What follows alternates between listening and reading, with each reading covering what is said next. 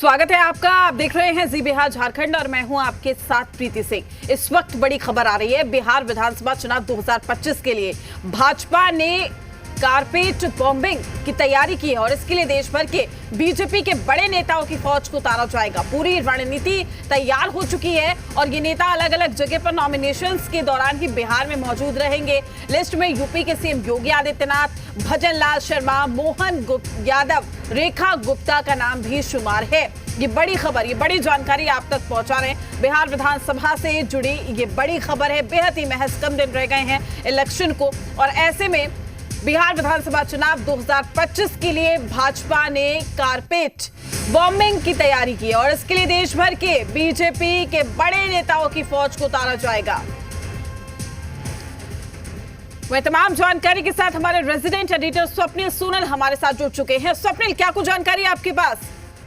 देखिए प्रीति, नॉमिनेशन का दिन जो होगा उस दिन ये तमाम जो बीजेपी के बड़े चेहरे हैं पूरे देश में, जो पूरे देश में बीजेपी को एक तरह से अलग अलग राज्यों में लीड करते हैं, केंद्र में मंत्री हैं, वो तमाम बड़े चेहरे बिहार में होंगे। उसकी सूची हम एक्सक्लूसिवली सबसे पहले और सबसे सटीक और सबसे विश्वसनीयता के साथ चला रहे हैं। जो अक्सर हम कहते हैं कि हम खबरें वो चलाते हैं जिस पर अगले दिन स्टैंड ले पाए, तो हम बिल्कुल डेट वाइज चला रहे हैं, कौन किस दिन आ रहा है। और ये तमाम लोग, योगी आदित्यनाथ से लेकर पुष्कर सिंह धामी से लेकर तमाम नेता मेघवाल, तमाम लोग रहेंगे और नॉमिनेशन में शामिल होंगे। और एक और महत्वपूर्ण जानकारी, बिल्कुल कॉन्क्रीट इंफॉर्मेशन, फिर से रिपीट कर रहा हूं, बिल्कुल कॉन्क्रीट इंफॉर्मेशन मैं अपने रिलायबल सोर्स के हवाले से दे रहा हूं कि आज देर रात या कल अर्ली मॉर्निंग, देर रात या कल अर्ली मॉर्निंग लिस्ट जारी हो जाएगी एनडीए की, क्योंकि जो तैयारी के लिए 2 दिन का समय भी, 1-2 दिन का समय भी कैंडिडेट को देना है। और चूंकि योगी और तमाम लोग आ रहे हैं तो नॉमिनेशन में शामिल होने, तो योगी के आने का डेट बताता है कि उस दिन नॉमिनेशन होगा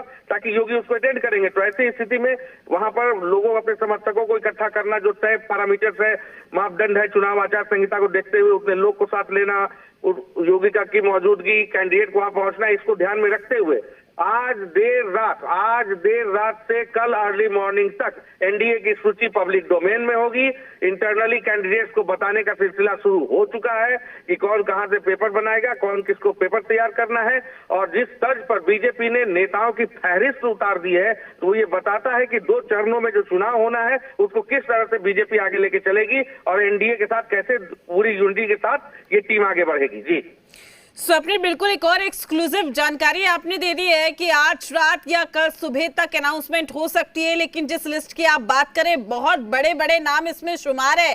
कहा जाए कि पूरी तैयारी के साथ, पूरे दमखम के साथ बीजेपी कहीं ना कहीं मास्टर स्ट्रोक लगाने के लिए तैयार है इस इलेक्शन में। बिल्कुल प्रीति, जिस वर्ड का आपने इस्तेमाल किया ना शुरू में, वही वर्ड यहाँ पॉलिटिकली देखना पड़ेगा। जिस वर्ड का आपने इस्तेमाल किया वो वर्ड था कारपेट बॉम्बिंग। जब युद्ध होता है तो उसमें युद्धक विमान एक साथ कई सारे बम गिरा देते हैं, जिसको कहा जाता है कारपेट बॉम्बिंग। उसी तरह से पॉलिटिकली जब एक साथ फहरिस्त बन जाए 50-60 बड़े नेताओं की और सभी लोग सभी जगह मौजूद हो जाएं, तो ये बताता है कि पॉलिटिकली कारपेट बॉम्बिंग किस तरह से की जा रही है। देखिए, बीजेपी ने समय जरूर बाई किया था, एनडीए ने समय जरूर बाई किया है, लेकिन जिस तर्ज पे नेताओं की बिहार में मौजूदगी रहेगी और एयरपोर्ट से लेकर अलग अलग विधानसभा जिस तरह से हैपनिंग में रहेगा, तो यकीन मानिए कि कहीं ना कहीं बीजेपी ये मैसेज देने का बिल्कुल कोशिश करेगी कि हमने तैयारी कर ली है, एनडीए ने तैयारी कर ली है। बीजेपी से बेहतर इस शब्द को एनडीए के तौर पर कोट किया जाए तो ज्यादा बेहतर होगा। एनडीए के भी बड़े चेहरे जो हैं, जेडीयू के बड़े चेहरे हो, वो भी साथ में शामिल रहेंगे। ललन सिंह हो, संजय झा हो, अशोक चौधरी हो, विजय चौधरी हो, जो चेहरे हैं वो भी साथ में शामिल रहेंगे।